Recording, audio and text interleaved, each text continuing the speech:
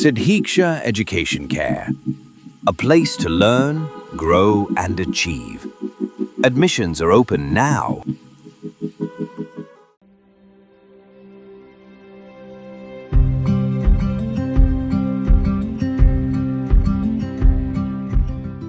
Physics third chapter magnetism and magnetic effect of electric current la moving coil galvanometer பத்தி பார்க்க போறோம். Moving coil galvanometer அப்படினா ஒரு device to indicate the flow of the current.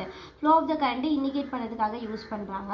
அதோட principal என்ன அப்படினா current carrying loopம் uniform magnetic fieldம் வந்து ஒரே மாதிரி பிளேஸ் ஆயிருந்துச்சு அப்படினா எனக்கு அங்க ஒரு டார்க் கிடைக்கும். அதாவது ஒரு ரொட்டேட்டிங் எஃபெக்ட் கிடைக்கும். அதோட கன்ஸ்ட்ரக்ஷன் வந்து பாத்தீங்கன்னா இப்போ இங்க நான் வந்து ஒரு ரெக்டாங்குலர் காயில் வச்சிருக்கேன். ரெக்டாங்குலர் காயில் வந்து காப்பர் வயரால வந்து மேட் ஆயிருக்கு. அண்ட் அதுக்குள்ள வந்து ஒரு அயன் கோர் இருக்கு. இது எல்லாமே என்னன்னா ஒரு மேக்னெட் மூலமா வந்து சஸ்பெண்ட் ஆயிருக்கு. அந்த மேக்னெட் தான் நான் ஆர்ஷூ மேக்னெட்னு எடுத்துக்கிறேன். அண்ட் பாஸ்பரஸ் பிரான்ஸ் வயரால மேட் பண்ணப்பட்ட ஒரு ஸ்ட்ரிங் மூலமா இந்த ரெக்டாங்குலர் காயில் எல்லாமே கனெக்ட் ஆயிருக்கு. அது கூடவே நான் ஒரு மிரரும் கனெக்ட் பண்ணியிருக்கேன்.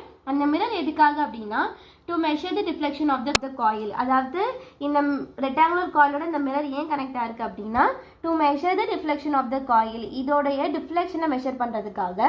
இப்போ அதோட ஒர்க்கிங் நம்ம பார்த்தோம்னா இப்போ ரெக்டாங்குலர் காயில வந்து PQRS நான் எடுத்துக்கிறேன். அதுல PQவையும் RSையும் நான் வந்து லென்த்னு கன்சிடர் பண்ணிக்கிட்டேன்னா QRையும் PSஐயும் வந்து பிரெத்னு கன்சிடர் பண்ணிக்கிறேன். நான் கொடுக்கக்கூடிய கரண்ட்டை வந்து ஐன்னு கன்சிடர் பண்ணிக்கிறேன். எனக்கு மேக்னெட்டிக் ஃபீல்டு மூலமா QR சைடும் SP சைடும் வந்து எப்போவுமே பேரலாக இருக்கிறதுனால அங்கே எந்த விதமான ஃபோர்ஸும் எனக்கு கிடைக்காது. பட் அதே மேக்னெட்டிக் ஃபீல்டை நான் வந்து PQலையும் RSலையும் கொடுத்தேன் அப்படின்னா பர்பெண்டிகுலராக இருக்கிறதுனால எனக்கு அங்கே ஃபோர்ஸ் எக்ஸ்பீரியன்ஸ் ஆகும். இப்போ இதை வச்சு நம்ம வந்து சிங்கிள் டர்னுக்கும் n நம்பர் ஆஃப் டர்ன்ஸுக்கும் பார்க்க போகிறோம். இப்போ சிங்கிள் டர்ன் நான் எடுக்கும்போது நம்ம டிஃப்ளெக்டிங் கப்புள்னு எடுக்குது. அதாவது tau deflecting is equals to F into P. இது இதோட formula which is equals to நான் Fன்றதை என்ன எடுக்கிறேன்னா நான் கொடுக்கக்கூடிய மேக்னெட்டிக் ஃபீல்டு லென்த்து அண்ட் கரண்ட்டை நான் எடுத்துக்கிறேன். அப்போ B into I into L. B அப்படியே இருக்கிறனால நான் அப்படியே போட்டுக்கிறேன். இப்போ நமக்கு யூஸ்வலாக என்ன தெரியும்னா L இன்ட்டு B வந்து ஏன்றது தெரியும். அதாவது length into breadth is equals to A.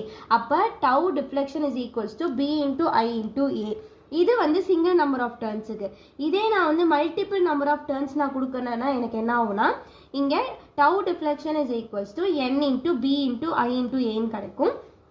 இப்போ இதே வந்து நான் ரீஸ்டோரிங் கப்புள் எடுக்கிறேன். ரீஸ்டோரிங் கப்புள்னா ஒன்றும் கிடையாது. இப்போ நான் இங்கே ஒரு ஃபோர்ஸ் கொடுக்குறேன் அப்படின்னா அந்த ஃபோர்ஸ் மூலமா எனக்கு உள்ளே இருக்கிற ரெக்டாங்குலர் காயில் வந்து எனக்கு மூவ் ஆகும்.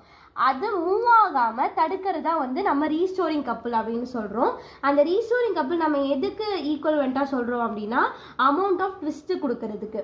ஸோ அந்த ப்ரொபோர்ஷனாலிட்டி கான்ஸ்டன்ட்டை நான் ரிமூவ் பண்ணிவிட்டு கேன்ற கான்ஸ்டன்ட்டை போட்டிருக்கேன். இப்போ டிஃப்ளெக்ஷனையும் ரீஸ்டோரிங் கப்புளையும் நான் ஈக்குலிபிரியமில் வைக்கும்போது current is equals to K by N into B into ஏன்னு கிடைக்கும் into theta which is equals to G into theta.